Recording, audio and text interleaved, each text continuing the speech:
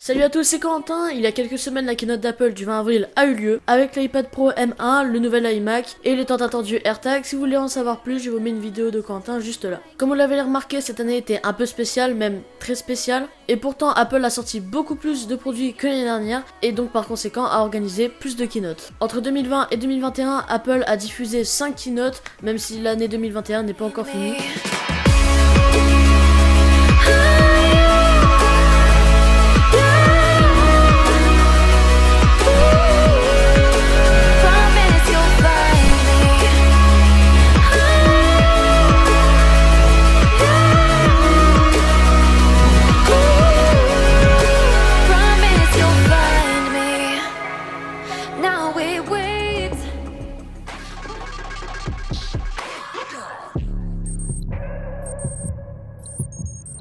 La WWDC introduisait ce format de vidéo et non plus de conférence comme Apple avait l'habitude d'organiser avant. Et à la surprise générale, le public en général a trouvé meilleur ce format-là puisqu'il est plus court, plus dynamique et à mon sens plus lumineux puisque avant c'était organisé dans le Steve Jobs Theater qui est très sombre et on peut aussi voir beaucoup plus de l'Apple Park, ce qui nous montre un peu les coulisses, etc. Donc Apple n'ayant plus besoin d'inviter ses journalistes à cause des conditions actuelles, ils ont pu du coup organiser beaucoup plus de keynotes puisque l'organisation est plus simple.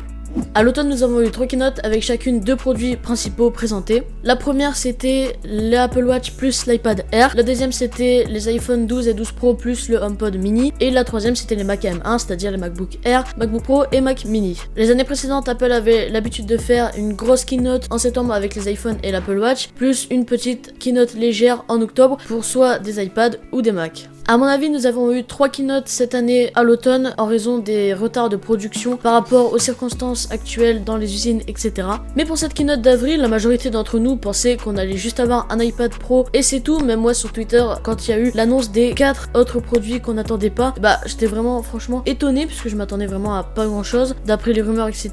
Mais finalement, on avait tout eu, les AirTags, l'iMac, etc.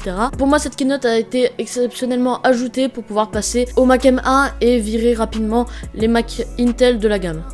2020 et 2021 pour Apple, c'était une grosse période de nouveautés et de transition, notamment avec l'accent sur l'écologie, avec les châssis en aluminium recyclés pour les iPhones et les MacBooks par exemple. Et je n'ai pas parlé des produits sortis sans keynote comme l'iPhone SE ou les AirPods Max. Plus qu'à voir ce que nous réserve Apple en 2021 et dans le futur, on sait déjà que la pomme nous réserve un nouveau MacBook Pro ainsi que les iPhones et l'Apple Watch à l'automne comme d'habitude. C'était Corentin, n'hésite pas à liker, à t'abonner, ça fait toujours plaisir et puis à une prochaine vidéo.